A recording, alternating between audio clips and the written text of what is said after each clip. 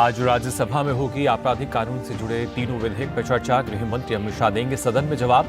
मुख्य चुनाव आयुक्त और अन्य चुनाव आयुक्तों की नियुक्ति से जुड़ा बिल आज लोकसभा में हो सकता है पास।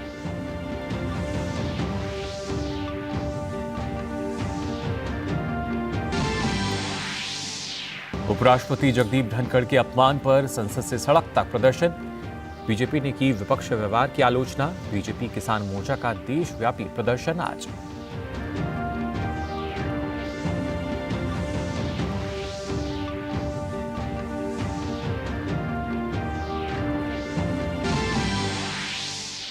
केरल में कोविड के बढ़ते मामलों ने बढ़ाई चिंता। एक दिन में 300 नए केस आए सामने, 3 की मौत, 2669 हुई देश में कुल सक्रिय मामलों की संख्या।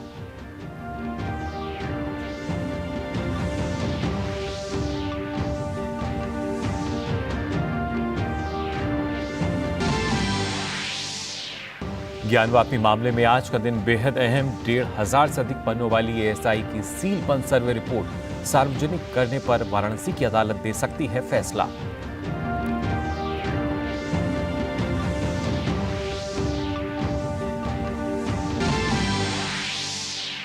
और भारत दक्षिण अफ्रीका के बीच 3 मैचों की वनडे सीरीज का अंतिम मुकाबला आज। तो वहीं भारतीय महिला क्रिकेट टीम आज से मुंबई में खेलेगी ऑस्ट्रेलिया के साथ एकमात्र टेस्ट मैच।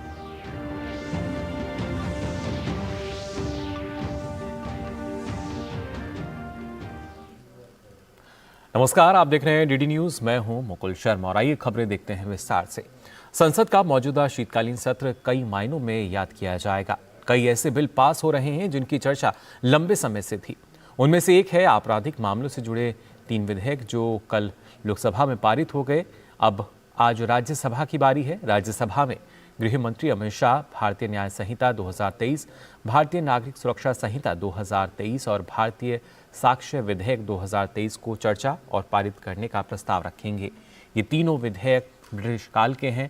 अब राज्यसभा में आज पारित हो जाने के बाद ये आईपीसी और सीआरपीसी की जगह लेंगे। गृह मंत्री अमित शाह उच्च सदन में इन विधेयकों पर चर्चा के बाद जवाब देंगे। इससे पहले कल गृह मंत्री अमित शाह ने लोकसभा में कहा कि ये विधेयक गुलामी की मानसिकता को मिटाने के मोदी सरकार के संकल्प का हिस्सा हैं। देश में आपराधिक कानूनों को बदलने वाले 3 ऐतिहासिक विधेयकों भारतीय न्याय द्वितीय संहिता 2023, भारतीय नागरिक सुरक्षा द्वितीय संहिता 2023 और भारतीय साक्ष्य द्वितीय विधेयक 2023 को लोकसभा ने पारित कर दिया। मंगलवार को शुरू हुई चर्चा का विस्तार से जवाब देते हुए गृह मंत्री अमित शाह ने कहा कि यह विधेयक गुलामी की मानसिकता को मिटाने के मोदी सरकार के संकल्प का हिस्सा है। तीनों कानून अंग्रेजों के जमाने से बनाए थे। जैसा मैंने कहा कि 150 साल पुराने कानून है। मोदी जी ने प्रधानमंत्री बनने के बाद गुलामी की मानसिकता और गुलामी के सारे चिन्ह इस देश में से जल्दी मिट जाए और नए आत्मविश्वास के साथ महान भारत की रचना का रास्ता प्रशस्त हो, इस पर आग्रह रखा। मैंने कहा कि अगर मन खुला रखोगे और मन भारतीय रखोगे तो समझ में आ जाएगा। मन अगर इटली का है तो कभी समझ में नहीं आएगा। तीनों विधेयकों के प्रावधानों को स्पष्ट करते हुए गृह मंत्री ने कहा कि आतंकवाद, संगठित अपराध और मॉब लिंचिंग जैसे गंभीर अपराधों को लेकर आज तक कानून नहीं बनाए गए थे। गृह मंत्री ने कांग्रेस पर भी निशाना साधते हुए कहा कि 70 साल तक इन जरूरी बदलावों की अनदेखी की जाती रही। मॉब लिंचिंग घृणित अपराध है और उसको हम नए कानून में फांसी की सजा का प्रावधान कर इंक्लूड कर रहे हैं। आतंकवाद की व्याख्या अब तक किसी भी क्रिमिनल जस्टिस सिस्टम के कानून में नहीं थी। पहली बार मोदी सरकार आतंकवाद को अब व्याख्यायित करने जा रही है, जिससे इसका कोई लूपहोल्स उठाकर आगे फायदा न ले पाए। गृह मंत्री अमित शाह ने कहा कि राजद्रोह कानून औपनिवेशिक शासन के हितों की रक्षा के लिए बनाया गया था, जिसे भारतीय न्याय संहिता में जगह नहीं दी गई है। राजद्रोह को देशद्रोह में बदलने का काम। पहले राजद्रोह की व्याख्या थी, मैं आगे डिटेल में बताऊंगा। राज से मतलब शासन था, भारत नहीं था। किसी भी राज्यकर्ता के खिलाफ कोई भी कुछ बोलता था तो इसके पर अपराध राजद्रोह का कानून लग जाता था। हमने व्यक्ति की जगह देश को रखा है। व्यक्ति की टीका ये लोकतंत्र का सबसे अच्छा लक्षण है और देश को नुकसान करने वाले को कभी बख्शना नहीं चाहिए, ये दृढ़ता भी इसमें है। गृह मंत्री ने कहा कि भारतीय नागरिक सुरक्षा द्वितीय संहिता और भारतीय साक्ष्य द्वितीय विधेयक के प्रावधानों को इस तरह से तैयार किया गया है कि आम नागरिकों के लिए अदालती कार्यवाही सुलभ हो और समय पर इंसाफ मिले। इलेक्ट्रॉनिक रिकॉर्ड को हमने दस्तावेज की परिभाषा में शामिल कर दिया है। अब किसी भी प्रकार का इलेक्ट्रॉनिक रिकॉर्ड को दस्तावेज माना जाएगा। पेन ड्राइव के अंदर चार्जशीट दिया जाएगा, पेन ड्राइव के अंदर कोर्ट को भी चार्जशीट दिया जाएगा, पेन ड्राइव के अंदर विक्टिम को भी दिया जाएगा, लॉयर्स को। इलेक्ट्रॉनिक रूप से प्राप्त बयान साक्ष्य की परिभाषा में शामिल कर दिया गया। नए कानूनों में इस बात को भी सुनिश्चित किया गया है कि अदालती सुनवाई और फैसले के लिए एक अधिकतम समय सीमा होगी। तीनों विधेयक भारतीय संविधान की मूल भावना को हकीकत में बदलने वाले हैं और यह कानून आने वाले कम से कम 100 सालों तक की जरूरतों पर खरे उतरेंगे। शैलेंद्र मिश्रा, अनुज यादव और विकास सारथी की रिपोर्ट, डीडी न्यूज। राज्यसभा में आज संचार मंत्री अश्विनी वैष्णव दूरसंचार विधेयक 2023 को चर्चा के लिए पेश करेंगे। संभव है कि आज ही ये बिल भी पारित हो जाए। ये विधेयक भी कल लोकसभा में पारित हो चुका है। चर्चा का जवाब देते हुए संचार मंत्री अश्विनी वैष्णव ने कहा कि विधेयक के प्रावधानों में उपभोक्ता की सुरक्षा पर विशेष ध्यान दिया गया है। फर्जी पहचान से सिम लेने पर 3 साल की सजा और 50 लाख तक का जुर्माना लग सकता है। वहीं लाइसेंस व्यवस्था का सरलीकरण कर टेलीकॉम स्पेक्ट्रम के लिए स्पष्ट नीति, साइबर सुरक्षा व टेलीकॉम नेटवर्क सुरक्षा के लिए कानूनी रूपरेखा बनाना और इंटरसेप्शन के लिए कानूनी प्रावधान बनाना इस विधेयक के उद्देश्यों में शामिल है। दुनिया भर में भारत के डिजिटल पब्लिक इंफ्रास्ट्रक्चर की बात होती है, किस तरह से पेमेंट की व्यवस्था हुई है, किस तरह से डिजिटल क्रेडिट आज मिल रहा है, किस तरह से बायोमेट्रिक और किस तरह से एक ऑनलाइन ऑथेंटिकेशन संभव हुआ है, वो सब चीज़ें टेलीकॉम इस सब का गेटवे है। तो इस गेटवे को और सुदृढ़ बनाएं और इस महान सदन के माध्यम से एक नई व्यवस्था कायम हो, ऐसा मैं आपसे निवेदन करूँगा। वहीं आज लोकसभा में मुख्य चुनाव आयुक्त और अन्य चुनाव आयुक्तों नियुक्ति सेवा शर्तें पद की अवधि विधेयक 2023 को चर्चा और पारित करने के लिए सूचीबद्ध किया गया है। इसके अलावा सूचना और प्रसारण मंत्री अनुराग सिंह ठाकुर प्रेस और आवधिक पंजीकरण विधेयक 2023 को चर्चा और पारित करने का प्रस्ताव रखेंगे। इस विधेयक के जरिए समाचार पत्रों, पत्रिकाओं और किताबों के पंजीकरण की प्रक्रिया को सरल किया गया है। राज्यसभा इन दोनों विधेयकों को पहले ही पारित कर चुकी है। राज्यसभा के सभापति जगदीप धनखड़ की मिमिक्री यानी नकल उतारने का मामला गर्माता जा रहा है। संसद से लेकर सड़क तक प्रदर्शन हो रहे हैं। कल खुद जगदीप धनखड़ ने कहा कि वो इस संवैधानिक पद और कुर्सी का अपमान सहन नहीं करेंगे।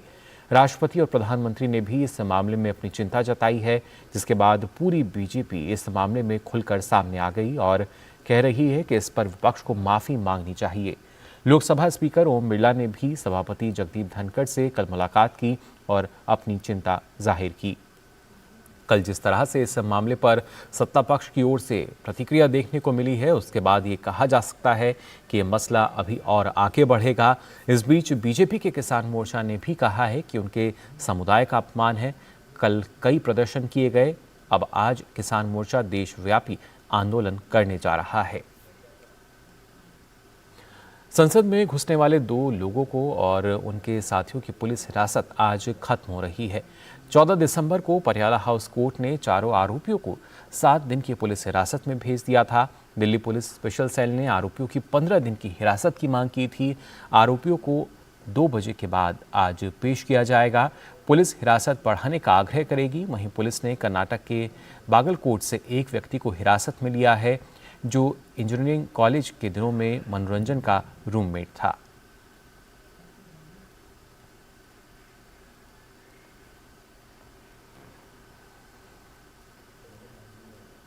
राष्ट्रपति द्रौपदी मुर्मू तेलंगाना के दौरे पर हैं। वे आज राष्ट्रपति निलयम में विभिन्न परियोजनाओं का उद्घाटन करेंगी। वहीं बुधवार की शाम राष्ट्रपति ने तेलंगाना के सिकंदराबाद में MNR शैक्षणिक संस्थान के स्वर्ण जयंती समारोह में शिरकत की। समारोह को संबोधित करते हुए राष्ट्रपति ने कहा कि शिक्षा और स्वास्थ्य का विकास देश को 2047 तक विकसित राष्ट्र बनाने में महत्वपूर्ण भूमिका निभाएगा। उन्होंने कहा कि महिलाओं की जरूरतों, स्वास्थ्य और शिक्षा क्षेत्र में वंचितों को प्राथमिकता में रखा जाए। उन्होंने ग्रामीण लोगों को स्वास्थ्य और शिक्षा प्रदान करने पर विशेष बल देने की भी आवश्यकता पर भी जोर दिया। उन्होंने कहा कि तेलंगाना की समृद्ध संस्कृति और परंपराएं दुनिया भर में प्रसिद्ध हैं और हैदराबाद के IT कर्मचारी सबसे अधिक मांग में हैं। राष्ट्रपति कल यानी शुक्रवार को राज्य के गणमान्य व्यक्तियों, प्रमुख नागरिकों, शिक्षाविदों आदि के लिए राष्ट्रपति निलयम में एक एट होम रिसेप्शन की मेज़बानी करेंगी। वहीं राष्ट्रपति 23 दिसंबर को राजस्थान के पोखरण में लाइव फायरिंग अभ्यास भी देखेंगी। केंद्रीय मंत्री गजेंद्र सिंह शेखावत ने आज दिल्ली में एक प्रेस कॉन्फ्रेंस की और कहा कि प्रधानमंत्री नरेंद्र मोदी का संकल्प विकास भी और विरासत भी, यह एक बेहतरीन तरीका है संस्कृति और धरोहर को संजोने का। उनके इस संकल्प ने अंतर्राष्ट्रीय स्तर पर भी सफलता हासिल की है। प्रधानमंत्री जी का ये संकल्प कि विकास भी और विरासत भी, इस संकल्पना ने सांस्कृतिक पुनर्जागरण, कल्चरल रिजुविनेशन की दिशा में विलक्षण प्रयास भी किए और उल्लेखनीय सफलताएं भी प्राप्त की है। राष्ट्रीय और अंतर्राष्ट्रीय स्तर पर भारतीय ज्ञान प्रणालियों, परंपराओं और सांस्कृतिक लोकाचार को संरक्षित करने और बढ़ावा देने को जिस तरह से महत्ता प्रदान की है, उसका परिणाम आज विश्व के पटल पर दिखाई देने लगा है। साथ ही केंद्रीय मंत्री ने कहा कि आज अयोध्या में रामलला की प्राण प्रतिष्ठा और उनके मंदिर का काम भी प्रधानमंत्री के प्रयास से ही मुमकिन हो पाया है।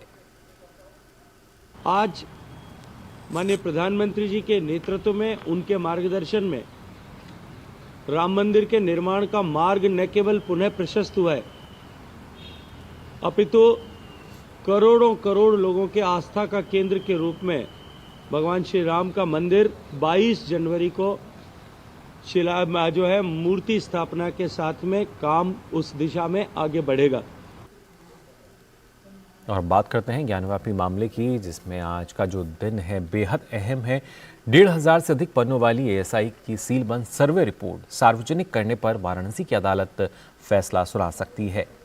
जिला जज डॉक्टर अजय कृष्ण विश्वेश की अदालत 2 सीलबंद लिफाफे में दाखिल ज्ञानवापी की सर्वे रिपोर्ट को सार्वजनिक किए जाने पर आज निर्णय देगी। ASI ने 18 दिसंबर को रिपोर्ट दाखिल की थी।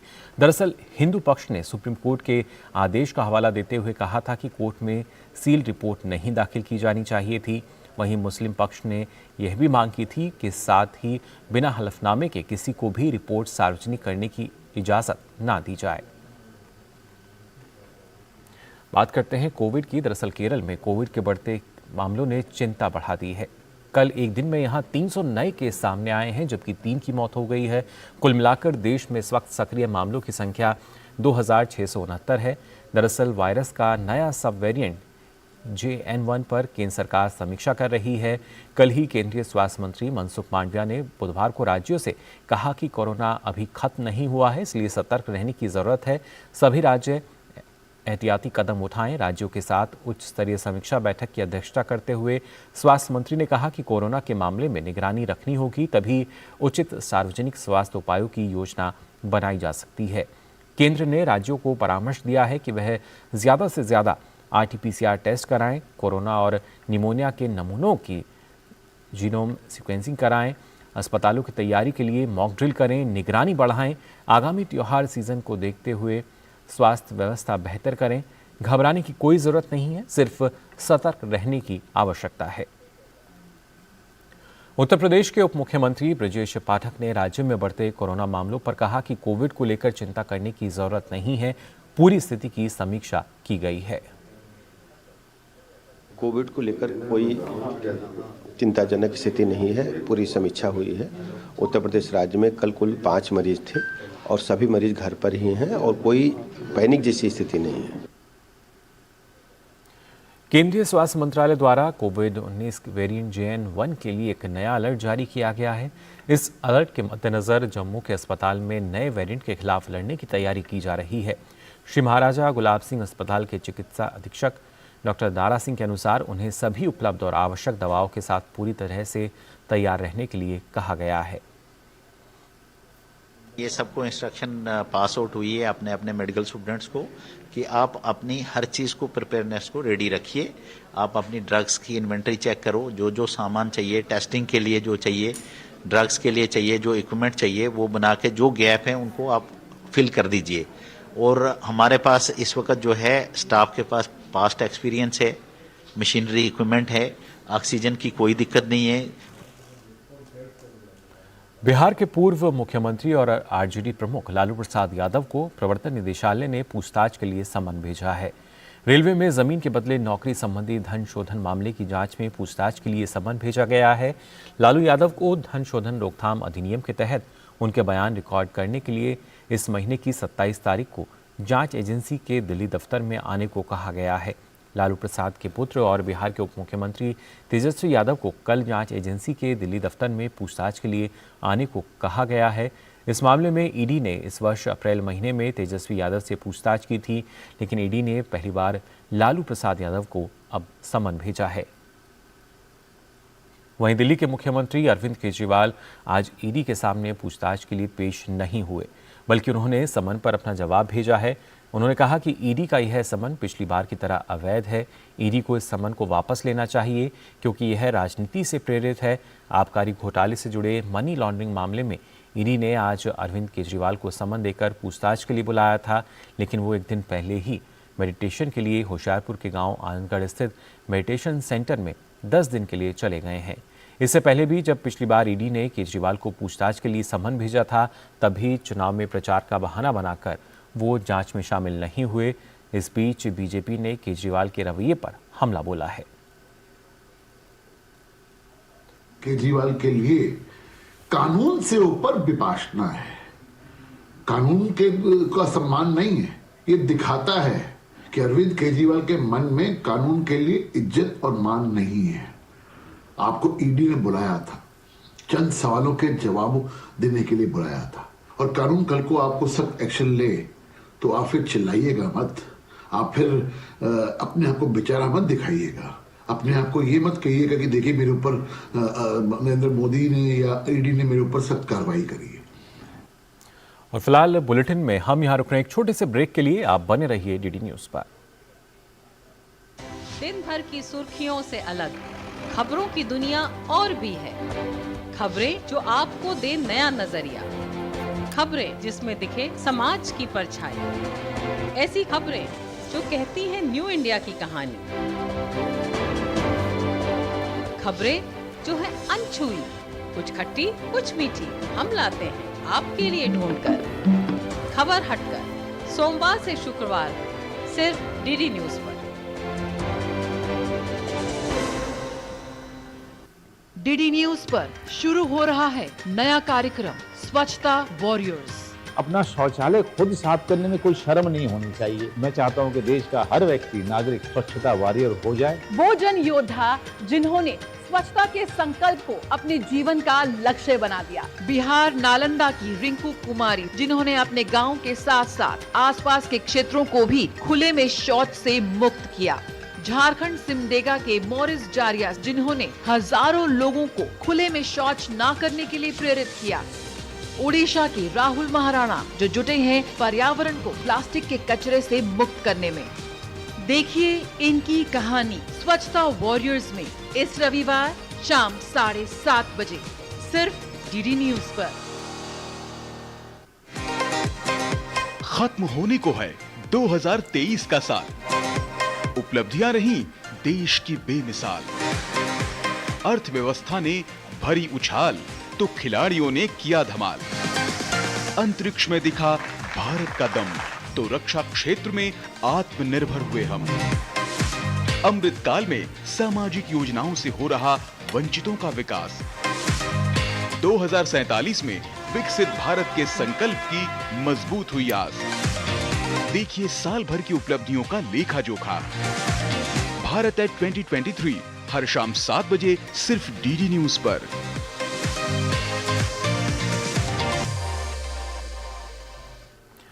ब्रेक के बाद आप सभी का एक बार फिर स्वागत डीडी न्यूज पर। अब आइए बात करते हैं तमिलनाडु की, जहां बारिश का कहर थमने का नाम नहीं ले रहा है।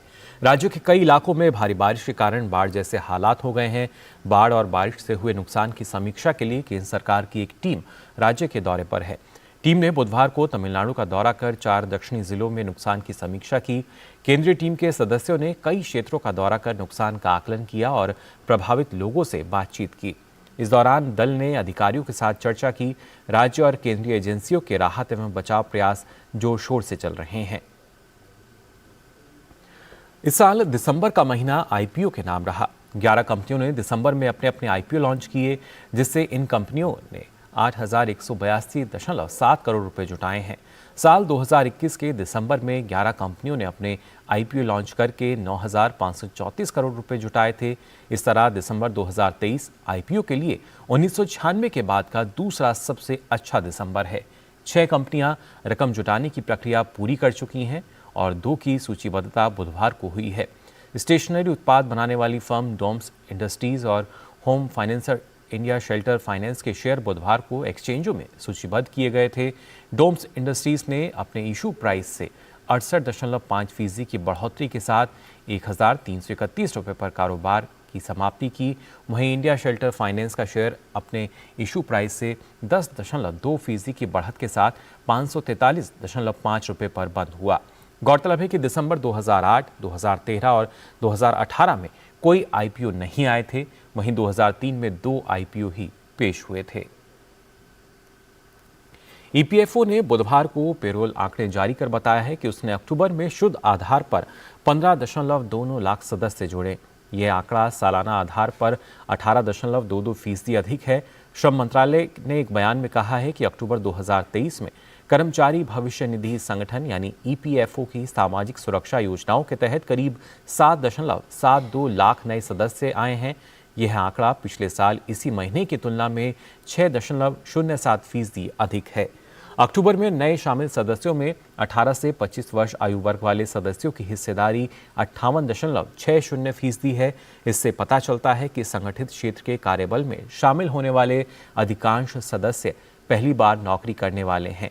आंकड़ों से यह भी पता चला है कि ईपीएफओ की योजनाओं से बाहर चले गए करीब 11.10 लाख सदस्य फिर से शामिल हो गए हैं। अक्टूबर महीने के दौरान जोड़े गए कुल 7.72 लाख नए सदस्यों में करीब 2.04 लाख महिला सदस्य हैं, जो पहली बार ईपीएफओ में शामिल हुई हैं। आंकड़ों के मुताबिक ईपीएफओ से जुड़ने वाले सदस्यों में महाराष्ट्र, तमिलनाडु, दिल्ली, कर्नाटक और हरियाणा आगे हैं। सरकार लगातार कारोबार को सुगम बनाने और निर्यात को बढ़ावा देने के लिए अलग अलग योजनाओं को प्रोत्साहन दे रही है। तो वहीं मेक इन इंडिया और स्टार्टअप इंडिया जैसी पहल के जरिए घरेलू बाजार को वैश्विक बाजार से भी जोड़ा जा रहा है, जिससे निर्यात में इजाफा हो सके।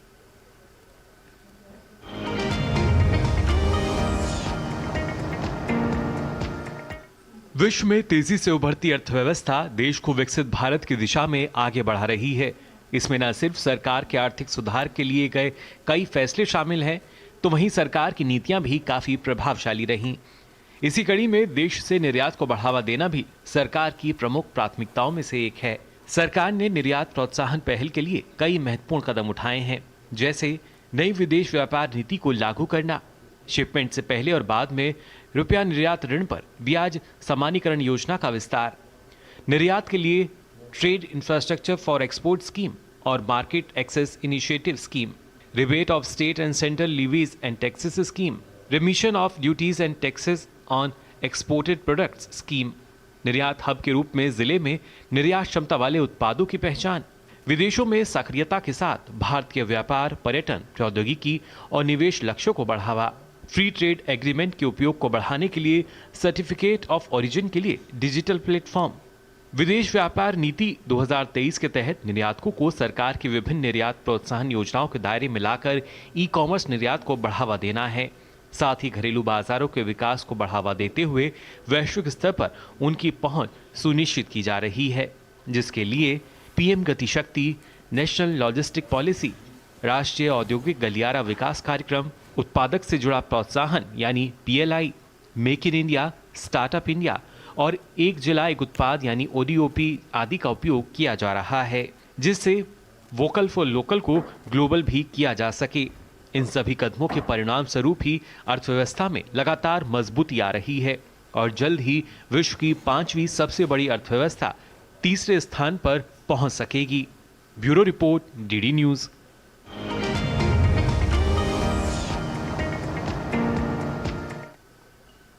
और आइए अब नजर डाल लेते हैं कारोबार जगत से जुड़ी कुछ और अहम खबरों पर। केंद्रीय मंत्री डॉक्टर जितेंद्र सिंह ने कहा है कि DPIIT स्टार्टअप इंडिया पोर्टल के मुताबिक स्पेस स्टार्टअप की संख्या 2014 में केवल 1 थी, जो बढ़कर 2023 में 189 हो गई है। उन्होंने कहा कि भारतीय अंतरिक्ष स्टार्टअप में निवेश 2023 में बढ़कर $124.7 मिलियन हो गया है। केंद्रीय मंत्री ने लोकसभा में एक लिखित उत्तर में यह बात कही। PFRDA ने राष्ट्रीय पेंशन प्रणाली के ग्राहकों को UPI QR कोड के जरिए सीधे अपना अंशदान जमा करने की इजाजत दे दी है। PFRDA ने एक बयान में कहा है कि इस कदम का मकसद अंशदान की प्रक्रिया को सरल बनाना है ताकि इसे NPS प्रतिभागियों के लिए अधिक आसान और बेहतर बनाया जा सके। पारादीप पोर्ट ने सबसे कम समय में 100 million metric tonne cargo handling हासिल की। इसने लगातार 7वें वर्ष 100 MMT का आंकड़ा पार किया और चालू वित्त वर्ष में 18 दिसंबर को 100.28 MMT का कार्गो थ्रूपुट हासिल किया है। वित्त वर्ष 2022-23 में 100 मिलियन मीट्रिक टन का प्रतिष्ठित आंकड़ा 9 जनवरी 2023 को हासिल किया गया था। इस प्रकार पिछले वित्तीय वर्ष में 284 दिनों के मुकाबले चालू वित्त वर्ष में 22 दिन पहले यानी 262 दिनों में रिकॉर्ड हासिल किया गया है। मुंबई के कारोबारी दंपति हरिहर महापात्र और उनकी पत्नी प्रीति ने विमानन कंपनी स्पाइसजेट में 1100 करोड़ रुपए के बड़े निवेश की घोषणा की है। स्टॉक एक्सचेंजों को दी गई जानकारी में स्पाइसजेट ने कहा है कि इस निवेश के साथ दंपति ने स्पाइसजेट में 19% हिस्सेदारी हासिल कर ली है। इसके बाद कंपनी के प्रमोटर की हिस्सेदारी 40% से भी कम हो गई है। सुमितोमो मित्सुई बैंकिंग कॉर्पोरेशन ने एयरबस से A350-900 विमान खरीदने के लिए टाटा समूह के स्वामित्व वाली एयर इंडिया को $12 करोड़ का कर्ज दिया है। यह लेनदेन Gujarat international finance tech city में एयर इंडिया के पूर्ण स्वामित्व वाली सहायक company AI fleet services limited की सहायता से किया गया है। SMBC ने बयान में कहा है कि यह एयर इंडिया के इस साल की शुरुआत में दिए गए 470 विमानों के ऑर्डर का हिस्सा है। भारत वर्ष 2024 की पहली तिमाही में पहली बार अपने अपतटीय खनिज की नीलामी शुरू करेगा। इससे संसाधन के आधार को विविधीकृत और हरित ऊर्जा खनिजों को हासिल करने में मदद मिलेगी। यह जानकारी केंद्रीय खनन मंत्री प्रहलाद जोशी ने नेशनल जियोसाइंस डेटा रिपोजिटरी के पोर्टल के उद्घाटन समारोह के दौरान दी। सरकार की योजना 15 में से 10 अपतटीय ब्लॉकों में खनन के लिए मार्च में नीलामी शुरू करने की है। इस सिलसिले में खनन मंत्रालय अपतटीय खनन के लिए कानून और नियमन तैयार कर रहा है। Bureau report, DD news. और आइए आगे बढ़ने से पहले एक बार फिर नजर डाल लेते हैं इस वक्त की हेडलाइंस पर।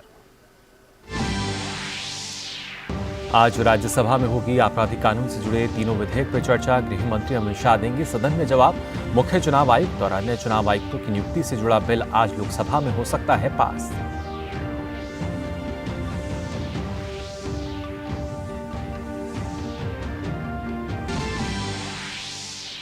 उपराष्ट्रपति जगदीप धनखड़ के अपमान पर संसद से सड़क तक प्रदर्शन। बीजेपी ने किया विपक्ष व्यवहार की आलोचना। बीजेपी किसान मोर्चा का देशव्यापी प्रदर्शन आज।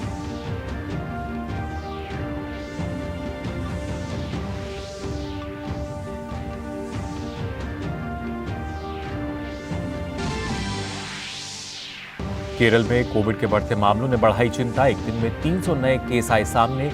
3 की मौत, 2669 हुई देश में कुल सक्रिय मामलों की संख्या।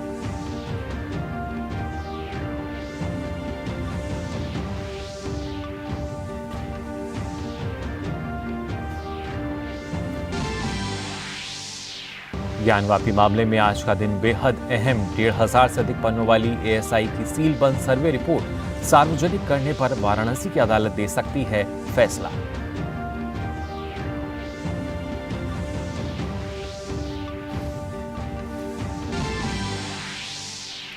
और भारत दक्षिण अफ्रीका के बीच 3 मैचों की वनडे सीरीज का अंतिम मुकाबला आज। तो वहीं भारतीय महिला क्रिकेट टीम आज से मुंबई में खेलेगी ऑस्ट्रेलिया के साथ एकमात्र टेस्ट मैच।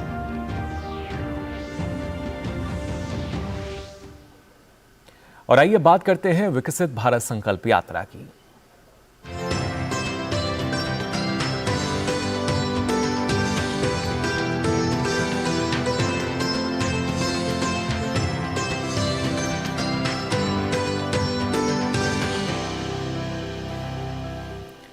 सबका साथ सबका विकास की भावना से विकसित भारत संकल्प यात्रा यह सुनिश्चित कर रही है कि कोई भी नागरिक पीछे ना छूटे।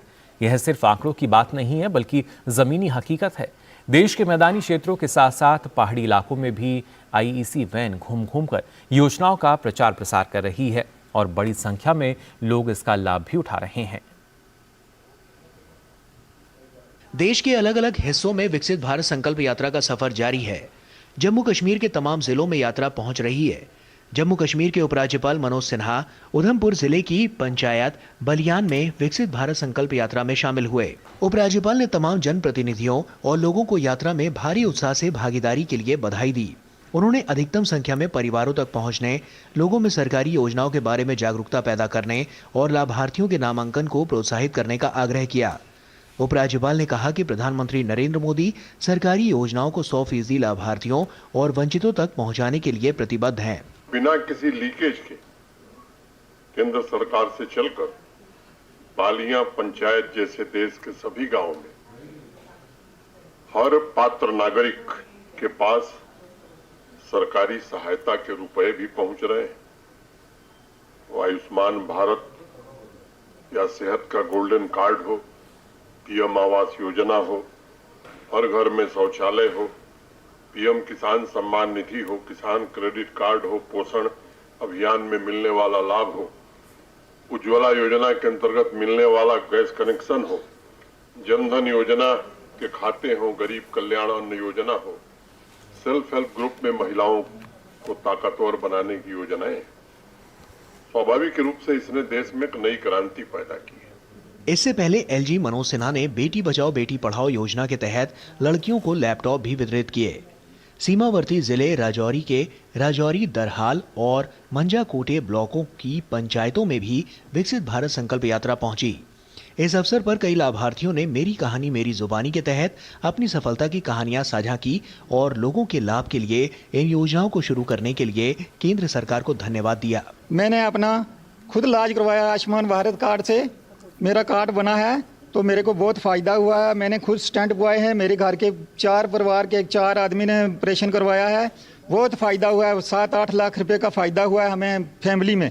हमें गवर्नमेंट ने जो किसानों को मुहैया दिया है 6,000 रुपया, उससे किसान जो भाई हमारे अच्छे ढंग से रोजी रोटी और अपनी जीविका कमा रहे हैं। आज हमारे पास यहाँ पे टीम आई थी, संकल्प यात्रा वाली टीम, और उन्होंने हमें बहुत कुछ बताया यहाँ पे, खासकर टीवी के बारे में और जो स्कीमें निकली हैं गवर्नमेंट ने निकाली हैं जिनका हमें पहले पता भी नहीं था, अब उनने जोड़ा है, हमें बताया भी है और हम काफ़ी हमें नॉलेज मिली है। हम शुक्रगुजार हैं बहुत ज़्यादा, टीम का भी और सरकार का भी। केंद्र सरकार द्वारा 2047 तक देश को विकसित करने के लक्ष्य के साथ विकसित भारत संकल्प यात्रा शुरू की गई है।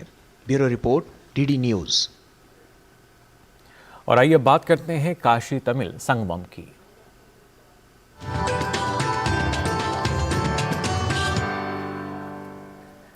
प्रधानमंत्री नरेंद्र मोदी की पहल पर काशी में काशी तमिल संगमम के दूसरे संस्करण का आयोजन किया जा रहा है। खास बात यह है कि काशी में कई पीढ़ियों से तमिल लोग रह रहे हैं जो अब काशी के भाव और भाषा में रंग चुके हैं। काशी में तमिलनाडु की परंपरा में बना चक्रलिंगेश्वर मंदिर भी कई पीढ़ियों से तमिलनाडु से काशी आए परिवारों को जोड़कर रख रहा है। पेश है अजय मिश्र की ये खास रिपोर्ट जिसमें 2 संस्कृतियों के मेल की गंगा बहती नजर आ रही है।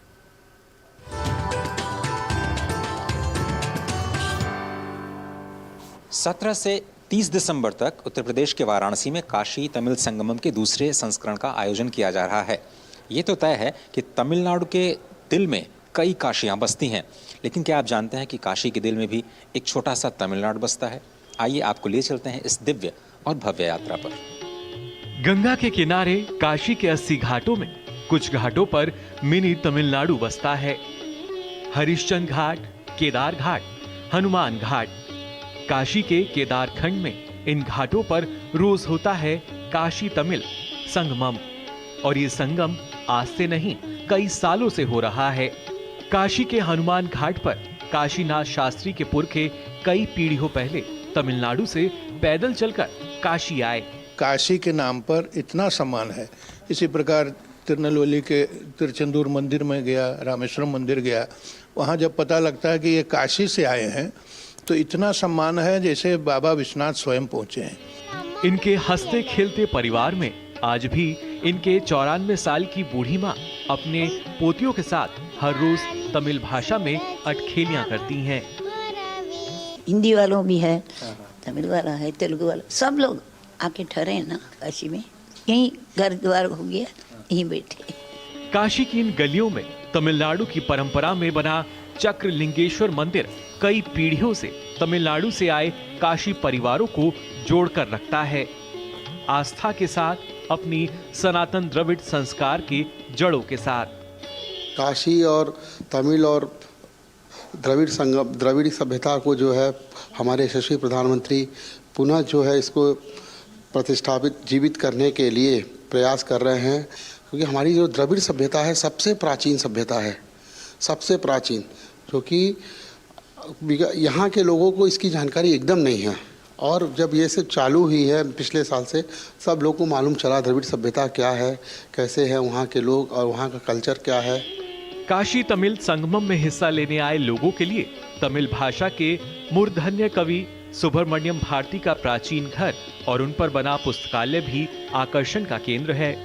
पास ही आदि शंकराचार्य की परंपरा में कांची काम कोटीश्वर महादेव के भव्य मंदिर में भी लोग नित्य अभिषेक पूजा का हिस्सा बन रहे हैं।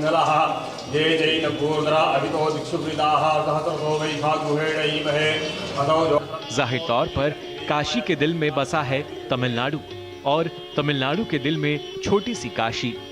काशी और तमिलनाडु का आदिकाल से ही बहुत बड़ा संबंध रहा है।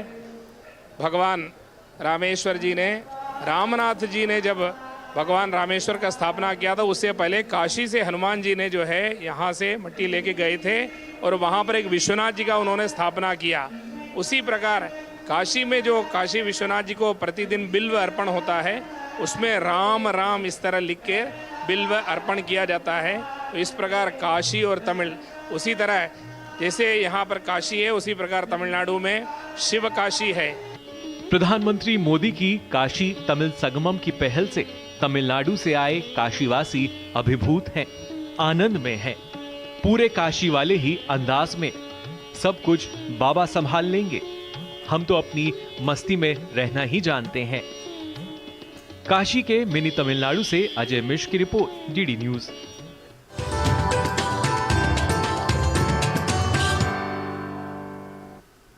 वहीं वाराणसी में हवाई यात्रा कर आने वाले पर्यटकों की संख्या में भी लगातार इजाफा हो रहा है। इस पर डीडी न्यूज से खास बातचीत में एयरपोर्ट निदेशक पुनीत गुप्ता ने बताया कि काशी विश्वनाथ धाम का लोकार्पण और काशी तमिल संगमम कार्यक्रम बड़े कारण हैं। वाराणसी में लगातार तीर्थयात्रियों की, यात्रियों की बढ़त होती जा रही है। इसका एक कारण या बहुत बड़ा कारण कह सकते हैं कि प्रधानमंत्री ने काशी विश्वनाथ धाम का जो लोकार्पण किया, अब काशी विश्वनाथ देखने के लिए विश्व से लोग आ रहे हैं, अपने देश से तो आ ही रहे हैं और एयरपोर्ट पर यात्रियों की संख्या काफ़ी बढ़ी है। इस बारे में हम बात करेंगे लाल बहादुर शास्त्री एयरपोर्ट के डायरेक्टर पुनीत गुप्ता जी से। पुनीत जी, ये जो पिछले 2 सालों में बढ़ोतरी हुई है, इसको आप कैसे देखते हैं? 2 साल में हमने यहाँ पे यात्रियों में लगभग 20 से 30% की वृद्धि देखी है हर साल। 19-20 में करीब 1,70,000 यात्रियों ने वाराणसी एयरपोर्ट का सुविधाओं का यूज़ किया। उसके बाद 22-23 उसके बाद अगले वर्ष में इन्होंने 2,50,000 पैसेंजर्स ने वाराणसी एयरपोर्ट का यूज़ किया।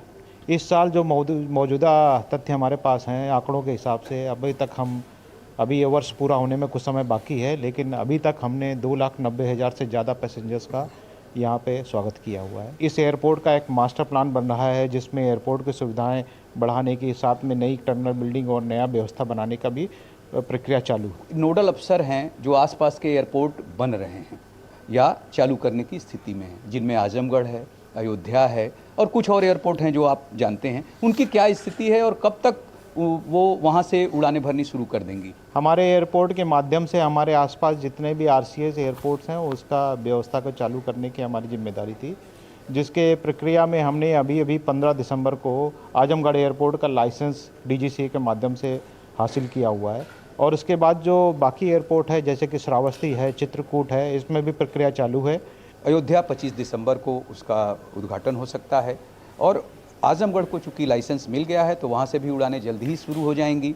चित्रकूट और श्रावस्ती भी लाइन में हैं, तो इधर उत्तर प्रदेश में इतने ढेर सारे एयरपोर्ट शुरू हो जाएंगे और जिनका श्रेय पुनीत गुप्ता जी को जा रहा है कि नोडल अफसर हैं और शीघ्र से शीघ्र कोशिश कर रहे हैं कि हो जाए। Doctor Harkesh Bahadur Singh Gautam, DD news, Varanasi. तो कई बदलाव काशी तमिल संगमम से नजर आ रहे हैं। वहीं काशी तमिल संगमम से जुड़ा एक छात्रों का समूह अयोध्या पहुंचा, जहां उनका भव्य स्वागत किया गया। इस दौरान अवध के मशहूर फुरवाही नृत्य, फाग नृत्य और भगवान राम के भजनों ने छात्रों का मन मोह लिया। समूह के सदस्यों ने काशी तमिल संगमम के भव्य आयोजन को लेकर प्रधानमंत्री नरेंद्र मोदी को धन्यवाद देने के साथ साथ उनके प्रयास की जमकर तारीफ की।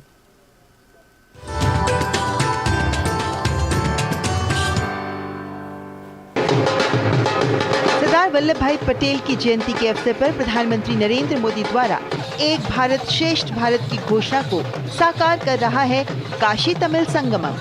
प्राचीन समय के ज्ञान के दो प्रमुख केंद्रों के मिलन से भारत की विविधता में एकता की ताकत के दर्शन होते हैं। काशी तमिल संगमम के दूसरे संस्करण के तहत एक समूह काशी और प्रयागराज होते हुए भगवान राम की नगरी अयोध्या पहुंचा। उत्तर और दक्षिण के सांस्कृतिक सेतु बने इस समूह का अयोध्या पहुंचने पर तिलक लगाकर पुष्प वर्षा के साथ जोरदार स्वागत किया गया।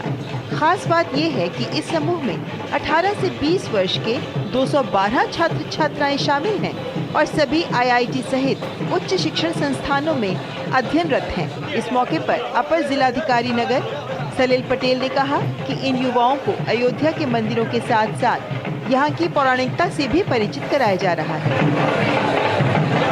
कुछ तमिल भाषी भी हमारे साथ हैं जो यहाँ पर सर्विस कर रहे हैं। CRPF उनको भी हमने बुलाया हुआ है, जिससे कि इस भाषा को कम से कम, इस जो बैरियर है उसको कम किया जाए। और कहीं ना कहीं ये जो सांस्कृतिक सेतु के लिए एक बहुत ही अच्छी पहल है और एक सक्सेसफुल प्रोग्राम लास्ट ईयर भी था और इस साल भी रहेगा। इसके बाद सांस्कृतिक कार्यक्रम में भजन की प्रस्तुति में तमिलनाडु से आए युवा भक्ति के वातावरण में डूब गए। उनकी तालियों से समूचा हॉल गूंज उठा। अवधी लोक नृत्य ने जहां तमिल युवाओं का मन मोह लिया, तो वहीं अवध के प्रसिद्ध थरुवाही और फाग नृत्य ने राम, कृष्ण, हनुमान और विष्णु को जिस कलात्मकता से प्रस्तुत किया, उसमें तमिलनाडु से आए युवा भाव विभोर होकर जयकारे लगाने लगे। इस मौके पर युवाओं ने प्रधानमंत्री नरेंद्र मोदी को धन्यवाद देते हुए कहा कि आज यहां आकर ये सब देखकर इस बात का एहसास होता है कि हमारी सांस्कृतिक विरासत कितनी बड़ी है। इतना मेहनत के लिए गवर्नमेंट के और बहुत खुश हो, हम पूरा बहुत खुश हो। हम पूरा स्टूडेंट में अलग अलग सिटीज़ में आ रहा हो और ये नया कल्चर में हम सीखे वो अच्छा है। और I would like to thank our Honorable Prime Minister Narendra Modi ji for organizing this much extraordinary. We are delighted to be here, and also at the same time we would like to thank Chief Minister of our city Yogi Adityanath ji. पहले तो मैं मेरा शुक्रिया देना चाहता हूँ prime minister Shri Narendra Modi ji से और IRCTC और मिनिस्ट्री ऑफ एजुकेशन से। ये हमें मौका दिया है काशी तमिल संगमम 2.0 के हिस्सा बनने का। काशी तमिल संगमम 2.0 काशी और तमिलनाडु दोनों के कल्चर को मिक्स करता है और हमें दिखाने की इच्छा देता है कि दोनों कल्चर कैसे एक जुड़े हैं और एक श्रेष्ठ एक भारत का कैसा यहाँ एक्चुअल उपयोग किया जा रहा है। काशी और तमिल का एक बंध बहुत डीप है। काशी और रामेश्वरम, काशी और तेनकाशी, काशी और शिवकाशी, वो सब है। अयोध्या में स्टूडेंट डेलीगेट्स आएंगे, वो ग्रैंड वेलकम दिएंगे। तो मैं आदरणीय प्रधानमंत्री श्री नरेंद्र मोदी जी को हृदयपूर्वक धन्यवाद देता हूँ और हमारे मुख्यमंत्री, उत्तर प्रदेश के मुख्यमंत्री श्रीमान योगी आदित्यनाथ जी को हृदयपूर्वक धन्यवाद दे दूंगा। भले ही दो स्थानों में दूरियां हो सकती हैं, भाषा और पहनावे भी अलग जरूर हो सकते हैं, लेकिन हमारी जड़ एक है। जिस तरह से भगवान राम ने रामेश्वरम में जाकर ज्योतिर्लिंग की स्थापना की, उससे ये प्रमाण मिलता है कि दोनों संस्कृतियों में कितना गहरा जुड़ाव है। और वहीं एक भारत श्रेष्ठ भारत का ये सबसे बड़ा उदाहरण है। लखनऊ से bureau report, DD news.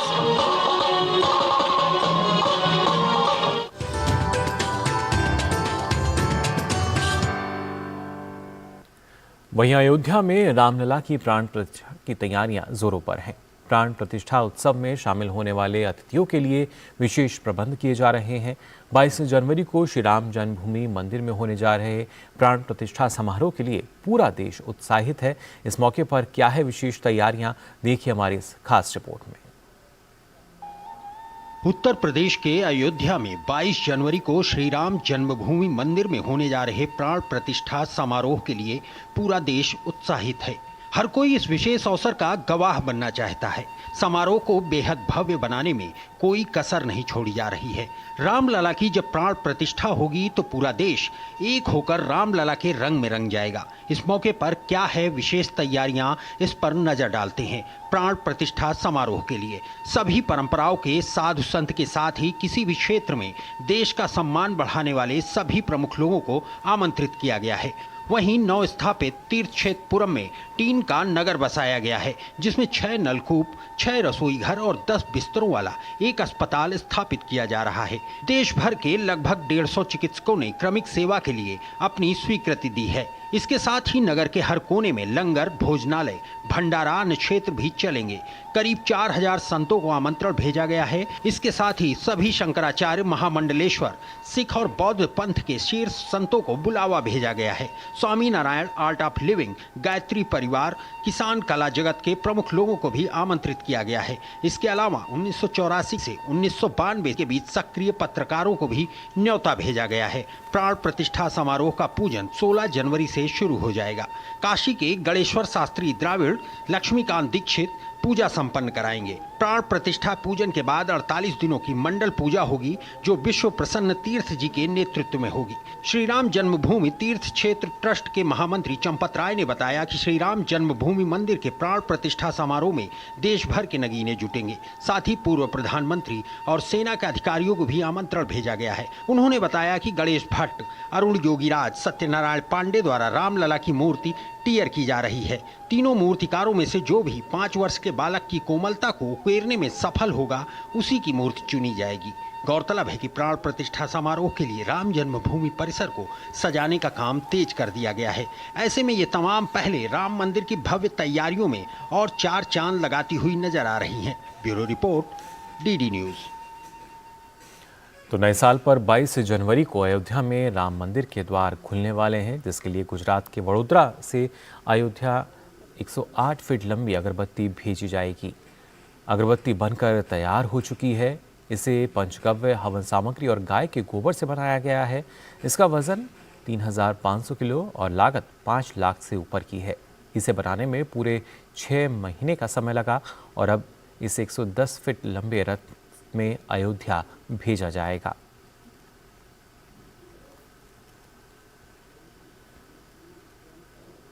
Doctor BR Ambedkar विश्वविद्यालय दिल्ली ने बुधवार को अपने कश्मीरी गेट स्थित परिसर में अपना 12वां दीक्षांत समारोह मनाया। दीक्षांत समारोह में दिल्ली के उपराज्यपाल VK सक्सेना ने जहां कार्यक्रम की अध्यक्षता की, तो वहीं नीति आयोग के वाइस चेयरपर्सन सुमन बेरी समारोह के मुख्य अतिथि के रूप में मौजूद रहे। इस साल विश्वविद्यालय द्वारा 1095 डिग्रियां सौंपी गईं। इनमें 33 PhD डिग्री, 13 MPhil डिग्री और 602 पोस्ट ग्रेजुएट डिग्री, 442 ग्रेजुएट डिग्रियां और 5 डिप्लोमा शामिल रहे।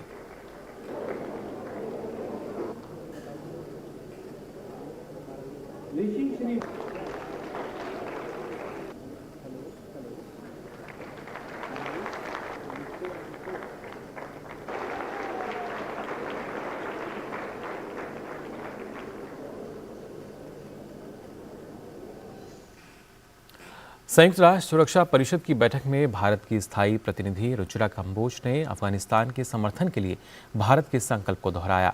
बैठक में उन्होंने कहा कि हम अफगान को समर्थन और सहायता करना जारी रखेंगे। The situation in Afghanistan is still one of concern. The deteriorating humanitarian situation compounded by natural disasters such as the earthquake of October 2023 have had a devastating impact on the lives of the people. It is therefore important for the international community to not lose its focus on Afghanistan. India will continue to engage actively with other partners with the ultimate objective of securing peace and stability in the country. India already partners with several UN agencies on the ground and will continue to do so for the welfare of the people of Afghanistan. the Security Council, through its Resolution 2593, continue to guide the international community's approach towards Afghanistan. युद्धाभ्यास मिलन का 12वां संस्करण अगले वर्ष 19 से 27 फरवरी के बीच विशाखापट्टनम में भारतीय नौसेना द्वारा आयोजित किया जाएगा। भारतीय नौसेना ने एक्स पर वीडियो साझा कर बताया कि युद्धाभ्यास मिलन के 12वें संस्करण में 50 से अधिक देशों और मित्र देशों के लगभग 20 जहाज़ों की भागीदारी देखे जाने की संभावना है। फ्लैगशिप इवेंट मिलन एक द्विवार्षिक बहुपक्षीय नौसैनिक अभ्यास है जिसे 1995 में भारतीय नौसेना द्वारा शुरू किया गया था। मूल रूप से मिलन की कल्पना भारत की लुक ईस्ट पॉलिसी के अनुरूप की गई थी और फिर भारत सरकार की एक्ट ईस्ट पॉलिसी और प्रधानमंत्री मोदी के क्षेत्र में सभी के लिए सुरक्षा और विकास पहल में अन्य मित्रवत विदेशी देशों की भागीदारी के साथ आने वाले वर्षों में इसका विस्तार हुआ। बात करते हैं खेल जगत की। भारत और दक्षिण अफ्रीका के बीच 3 वनडे मैचों की सीरीज का तीसरा और निर्णायक मुकाबला आज पाल के बोलेन पार्क में खेला जाएगा। इस सीरीज का पहला मैच भारत ने जीता था जबकि दूसरा मुकाबला दक्षिण अफ्रीका के नाम रहा था। ऐसे में दोनों टीमें 1-1 की बराबरी पर हैं। आज होने वाले मैच में दोनों टीमों के सामने करो या मरो की स्थिति होगी। इस मैच को जीतने वाली टीम सीरीज को 2-1 से अपने नाम कर लेगी। भारत ने यहां पिछली बार 2018 में सीरीज जीती थी। उसके बाद 2022 में केएल राहुल की कप्तानी में हार का सामना करना पड़ा था। केएल राहुल इस बार उस कमी को पूरा करना चाहेंगे। इंग्लैंड को हराने के बाद भारतीय महिला क्रिकेट टीम आज से ऑस्ट्रेलिया के साथ एकमात्र टेस्ट मैच खेलेगी। ये मुकाबला मुंबई के वानखेड़े स्टेडियम में खेला जाएगा। भारत ने 46 साल में ऑस्ट्रेलिया के खिलाफ खेले गए 10 टेस्ट में से एक भी नहीं जीता है। हरमनप्रीत कौर की कप्तानी वाली टीम के पास इतिहास रचने का ये एक मौका होगा। वेलेंसिया में खेले गए 5 देशों के हॉकी टूर्नामेंट में भारतीय टीम का शानदार प्रदर्शन देखने को मिला। भारत की पुरुष हॉकी टीम ने इस टूर्नामेंट में खेले गए चौथे और अंतिम मुकाबले में फ्रांस को 5-4 से हरा दिया। इस रोमांचक मुकाबले में भारत के लिए जुगराज सिंह और हरमनप्रीत सिंह ने 2-2 गोल दागे जबकि विवेक सागर प्रसाद ने 1 गोल किया। लिवरपूल ने EFL कप के क्वार्टर फाइनल में वेस्ट हैम यूनाइटेड को 5-1 से हरा दिया। इस शानदार जीत के साथ ही लिवरपूल ने सेमीफाइनल में अपनी जगह पक्की कर ली। लिवरपूल की तरफ से 1 गोल मैच के पहले हाफ में हुआ। इसके बाद 4 गोल मुकाबले के दूसरे हाफ के 56वें, 84वें, 71वें और 82वें मिनट में हुए। वहीं वेस्ट हैम यूनाइटेड की ओर से एकमात्र गोल 77वें मिनट में हुआ। अब सेमीफाइनल में लिवरपूल का सामना फुलहैम से होगा। इस साल देश का सबसे बड़ा खेल सम्मान खेल रत्न बैडमिंटन की स्टार जोड़ी चिराग शेट्टी और सात्विक साईराज रैंकी रेड्डी को मिलेगा। 26 खिलाड़ियों को अर्जुन अवार्ड से सम्मानित किया जाएगा। इनमें भारतीय तेज गेंदबाज मोहम्मद शमी और पैरा आर्चर शीतल देवी भी शामिल हैं। ये पुरस्कार राष्ट्रपति भवन में 9 जनवरी 2024 में दिए जाएंगे। यमन के हुती विद्रोहियों ने बुधवार को चेतावनी दी कि अगर अमेरिका द्वारा ईरानी समर्थित मिलिशिया को निशाना बनाया गया तो वे अमेरिकी युद्धपोत पर हमला करेंगे। हुती नेता ने एक वीडियो जारी कर कहा कि अगर उनके देश को निशाना बनाया या उसके खिलाफ युद्ध भड़काया तो वे चुप नहीं बैठेंगे। अब्देल मालिक अल हुती ने अपने टेलीविज़न भाषण में कहा कि हमारे देश को निशाना बनाने वालों को हम करारा जवाब देंगे। एक मीडिया रिपोर्ट के जरिए ये जानकारी सामने आई है कि उत्तर कोरिया के नेता ने कहा कि जब कोई दुश्मन उसे परमाणु हथियारों से उकसाएगा तो उत्तर कोरिया परमाणु हमले करने से नहीं हिचकिचाएगा। KCNA समाचार एजेंसी ने कहा है कि किम का यह बयान उस समय आया है जब वह अंतर महाद्वीपीय बैलिस्टिक मिसाइल के हालिया प्रक्षेपण अभ्यास पर सेना से मुलाकात कर रहे थे। गौरतलब है कि उत्तर कोरिया ने सोमवार के मिसाइल लॉन्च में ठोस ईंधन आधारित अंतर महाद्वीपीय बैलिस्टिक मिसाइल ICBM का इस्तेमाल किया था। इस लॉन्च से जापान ने चिंता जाहिर की थी। माना जा रहा है कि अमेरिका और दक्षिण कोरिया के एक साथ परमाणु योजना बनाने की बात को लेकर उत्तर कोरिया इन लॉन्च के जरिए शक्ति प्रदर्शन कर रहा है। वहीं इजराइल हमास संघर्ष विराम पर बातचीत के लिए हमास के नेता इस्माइल हनीहा बुधवार को मिस्र की राजधानी काहिरा की यात्रा की, लेकिन ये बैठक बेनतीजा रही। आमतौर पर कतर में रहने वाले हमास के नेता इस्माइली हनियेहा ने 1 माह से अधिक समय बाद काहिरा की यात्रा की है। एक फिलिस्तीनी अधिकारी के मुताबिक मिस्र ने एक और मानवीय संघर्ष विराम के लिए एक प्रस्ताव पेश किया, लेकिन अस्थायी समाधान के इस प्रस्ताव को हमास ने अस्वीकार कर दिया है। आइसलैंड के रिगजेंस प्रायद्वीप में ज्वालामुखी विस्फोट के कारण इमरजेंसी की घोषणा की गई है। आइसलैंड पुलिस और आपातकालीन सेवाओं ने प्रभावित क्षेत्रों की ओर जाने वाली सड़कों को बंद कर दिया है। लोगों की सुरक्षित रेस्क्यू किए जाने की तैयारियां की जा रही हैं। वहीं आइसलैंड में लगातार भारी बर्फबारी भी हो रही है। तो फिलहाल के लिए इस बुलेटिन में बस इतना ही, लेकिन देश और दुनिया की तमाम खबरों के लिए आप देखते रहिए डीडी न्यूज़। मुझे दीजिए अनुमति। नमस्कार।